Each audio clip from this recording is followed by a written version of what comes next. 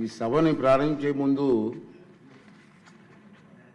రెండు విషయాలు కొన్ని మీతో మాట్లాడాలనుకుంటున్నాను. నేను ఏంటంటే నిన్న సభలో జరిగినటువంటి సంఘటన మీ అందరూ చూశారు. నాకైతే చాలా బాధ అనిపించింది. ప్రజాస్వామ్యంలో మన రాష్ట్రంలో ఉన్నతమైన సభ ఈ సభ. ఆ సభకి ప్రసంగించడం కోసం ముఖ్య అతిథిగా గవర్నర్ గారిని అతిథిగా మనం ఆహ్వానించుకున్నాం. అతన్ని గౌరవించవలసిన బాధ్యత అందరూ సభ్యులందరి మీద ఉంది, మీ అందరికీ తెలిసిన విషయమే. అటువంటి గవర్నర్ గారు ఉపన్యాసం చేస్తున్నప్పుడు నిన్న జరిగిన సంఘటన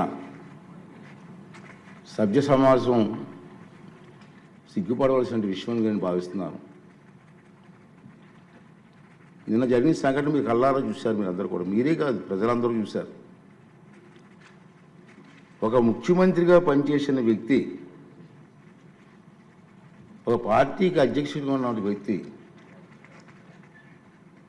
పార్లమెంటు మెంబర్గా కూడా పనిచేసిన వ్యక్తి సభ్యత మర్చిపోయి ఆ విధంగా ప్రవర్తిస్తే కనీసం కూర్చొని చూస్తూ నవ్వుకుంటున్నాడు తప్పించి వాళ్ళ సభ్యుల్ని కంట్రోల్ చేసే పరిస్థితి ఎక్కడ కనిపించదండి మనకి. పైగా ఎంకరేజ్ చేస్తాడండి. ఇది సాంప్రదాయం అండి, ఇది సాంప్రదాయం అంటారా?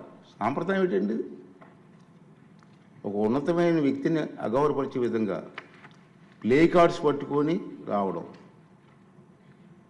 కాగితాలు చింపి పోడియం మీద విసిరారు.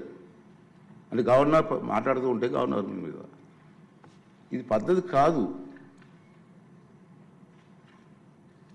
ఈ సాంప్రదాయం అంటాడు, ఏంటి సాంప్రదాయం నాకు అర్థం కాదండి. ఇది పద్ధతి కాదు, ప్రజాస్వామ్యం ఇది మంచి పద్ధతి కాదు. పైగా అతనికి ఆ ఆలోచన లేకపోయినా పక్కనే ఉన్నటువంటి సీనియర్ మెంబర్ బొత్స సత్యనారాయణ గారికి కూడా ప్రోత్సహించారు. వారైనా ఇది తప్పు అని చెప్పే పరిస్థితి లేదు.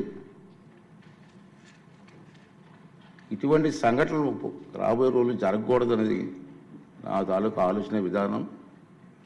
మీరందరూ కూడా గమనిస్తూనే ఉన్నారు.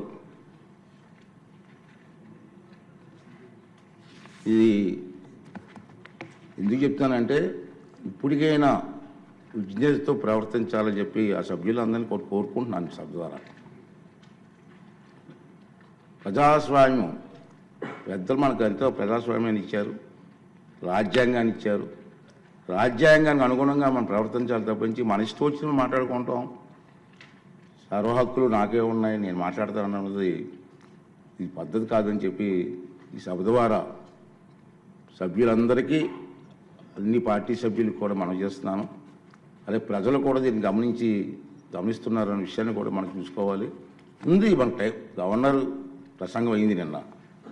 ఈరోజు గవర్నర్ ప్రసంగం మీద చర్చ ఉంది. వాళ్ళకి ఏమైనా అభ్యంతరాలు ఉంటే ఈ చర్చలు పాల్గొనవచ్చు కదా, మాట్లాడే అవకాశం మనం ఇస్తాం కదా. ఈ రోజంతా మాట్లాడవచ్చు. మీరు హౌస్కి వచ్చి మీరు మాట్లాడకుండా మీ ఇష్టం వచ్చినట్టు ఈ విధంగా ప్రవర్తించడాన్ని అందరం కూడా ఖండించవలసిన అవసరం ఉంది. ఇటువంటి సంఘటనలు రాబోయే రోజుల్లో జరగకూడదు అనేది నా తాలూకు అభిమతం.